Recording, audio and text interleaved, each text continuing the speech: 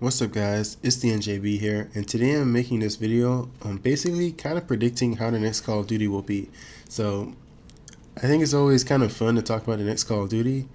I like talking about it, but I don't get like super hyped like everyone else just because I know when the next Call of Duty comes out, I'm just going to buy it. I'm probably going to buy the season pass, and I'm just going to play it all the time no matter what. So there's that. But it's always fun just talking about it and kind of like predicting how the next game's going to be. And I think I have some pretty good ideas on how the next game will run and kind of how it will feel. So without any further ado, let's get right into it. And before I say anything, I just want to reiterate and clarify this very clearly. These are all my ideas. These aren't anything that have been confirmed by developers or anyone. This is all my ideas, and I'm basing it based on like prior Call of Duty's releases and just prior Call of Duties and how developers usually make their games. So with that being said, I'm going to get right into my points. So the first thing I'm going to talk about is the time to kill, and I think the time to kill is probably going to be kind of like the time to kill in the Black Ops games. So specifically Black Ops 2 and Black Ops 3, as you guys know, those games had a slower time to kill than like Infinity Ward games, like at least recently. I didn't really play Black Ops 1, but kind of like looking at the gameplay and playing like a demo of it, it feels like that game had like a kind of like a traditional time to kill that old Call of Duty's had, which was pretty fast. But Black Ops 2 and Black Ops 3, it takes a bit longer to kill people if you haven't already noticed. And comparing that to like Infinity Ward's games, like all the Modern Warfares and Call of Duty Ghost, and now Infinite Warfare, there's clear differences.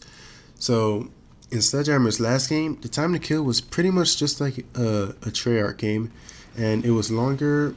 You'd have to hold down the trigger a bit longer, and you'd have to really focus in to get all those shots on target. So I think the time to kill is probably going to be slower and just like that. I doubt that it will be faster just because most of the developers kind of stick to that time to kill. I mean, Infinity Ward and Treyarch have stuck to theirs for like what, 4 or like 6 years in their last, at least the last like 2 Call of Duties each. So I don't see why Sledgehammer would change it. But it would be their second Call of Duty that they've launched on their own, so it's possible that they would change it, but I really doubt the time to kill is going to change. So I think the time to kill is going to be a bit longer and kind of like the Treyarch games. So now that I've talked about the time to kill, the next thing I'm going to talk about is the movement system.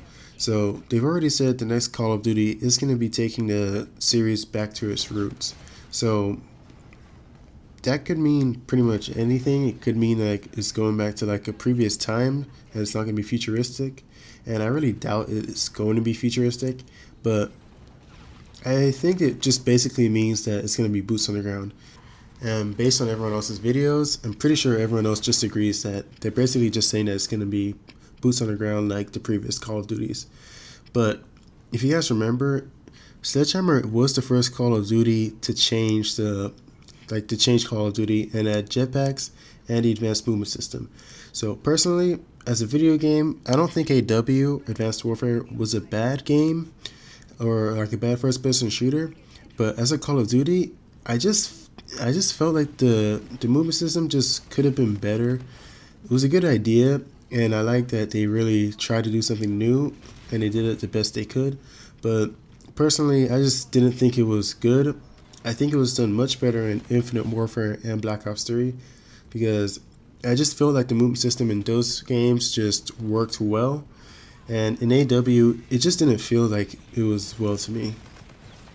But either way, they did change Call of Duty for the first time, and I think it was a good idea that was done better later on. So even though the next Call of Duty is going to be boots on the ground, I think Sledgehammer kind of still wants to show people that they can make a good Call of Duty, and I feel like they might possibly add something new to the movement system. In Call of Duty Ghost, we did get like the leaning feature, and we did get the knee slide. So just small stuff like that can improve the game and make it better. So it doesn't have to be like completely drastic like the dashing and the jetpacks were in their first game. But it could be like just something like new, like something that just helps the movement maybe some things that adds a new level of skill. It could just be anything like that. So I think if someone is or if one developer would change it, I think it would be Sledgehammer, because they are the ones who did change Call of Duty the first time. And I think if someone were to change it again and try and make it good, or try and add something different to Call of Duty, they'll make it enjoyable again and kind of like set a new standard for Call of Duty and get us used to a different kind of skill level. I think it would be Sledgehammer, and I think it would be good for them to do it, because they are the newer studio, and they do kind of need to prove that they can still do something revolutionary, because basically Infinity Ward have had their time and Treyarch have had their time. So I think it's Sledgehammer's time now. So after that, the next thing I'm going to talk about is the kill streaks or score streaks. So basically, as you guys remember in the last game by Sledgehammer, the score streaks did have their own attachments on it. So the score streaks, at first hand, personally I didn't like Advanced Warfare, but I'm still going to say a lot of people didn't think the score streaks were good. But if you really think about it, a lot of them were actually pretty good if you just added the right attachments on. Hopefully the system hack won't be coming back, because personally I just hated that thing.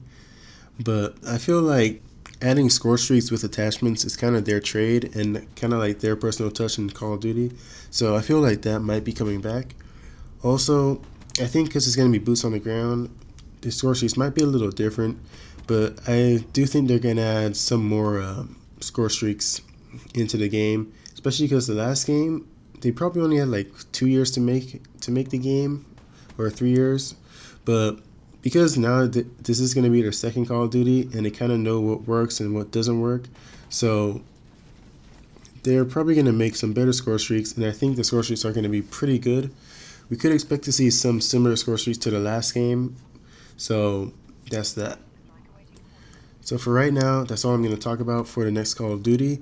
As I said in the beginning, these are all my predictions and kind of what I think will happen and what will occur in the next COD. I'm going to do another video kind of adding more onto this, because I don't want these videos to be super long, because I'm already like past 7 minutes now. But I will do another video talking about this, because as I said before, it is fun to talk about the next Call of Duty. And yeah, so hope you guys enjoyed. This has been the NJB, and cheers mates.